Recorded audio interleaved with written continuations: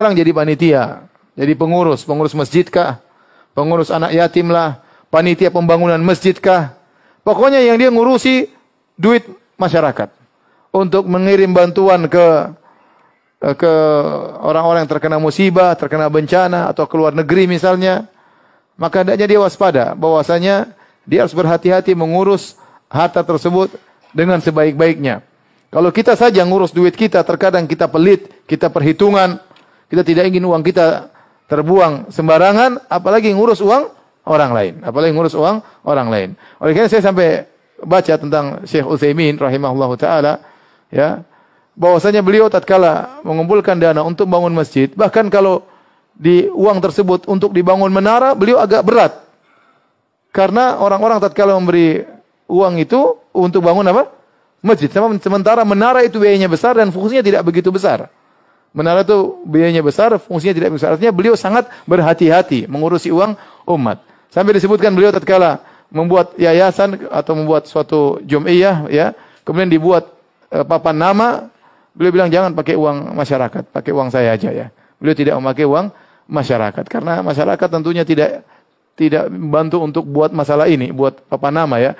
Jadi maksud saya hati-hati kalau kita mengurus uang masyarakat. Ini uang orang, kita akan diminta pertanggungjawaban oleh Allah Subhanahu wa taala. Lebih hati-hati daripada mengurus uang sendiri. Kalau uang kita enggak ada masalah, mau habis enggak ada masalah, itu uang kita sendiri. Tapi kalau uang orang lebih hati-hati, ya.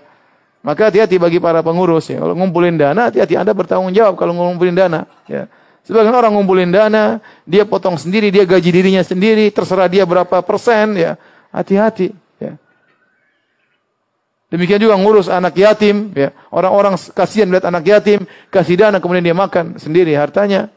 Ya, atau dia beri gaji anak yatim cuma dikasih 50%, 5% buat dia. Ini enggak benar. Innal ladzina ya'kuluna amwalal yatama dzulman innama ya'kuluna fi butunihim nara wa sayaslawna sa'ira.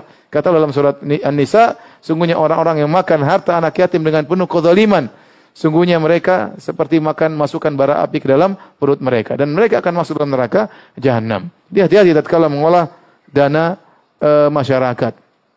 Sebagian orang ngumpulin dana, misalnya bentuk yayasan atau bentuk sekolah, bentuk ini, lama-lama duitnya jadi milik pribadi. Ya, kalau orang tahu itu bangun sekolah bukan untuk umat, untuk ente, mereka tidak akan bantu ente. Orang-orang itu kasih bantuan untuk manfaat kepada masyarakat, bukan untuk antum kelola, antum ambil untung sebanyak-banyaknya, untungnya masukkan kantong pribadi. Haram, tidak boleh seperti ini. Sebagian kejadian seperti itu. Bangun yayasan, kemudian orang-orang bantu dari nol, kemudian besar, akhirnya jadi milik keluarga. Sejak kapan yayasan jadi milik keluarga Anda? Kalau udah masyarakat dulu tahu bakalan seperti ini, nggak ada yang membantu Anda meskipun hanya 1 rupiah, nggak ada. Maka bertakwalah kepada Allah, nasib Anda bahaya pada hari kiamat kelak. Makan tidak amanah, memakan uang titipan masyarakat yang harusnya buat umat, Anda gunakan untuk kantong pribadi.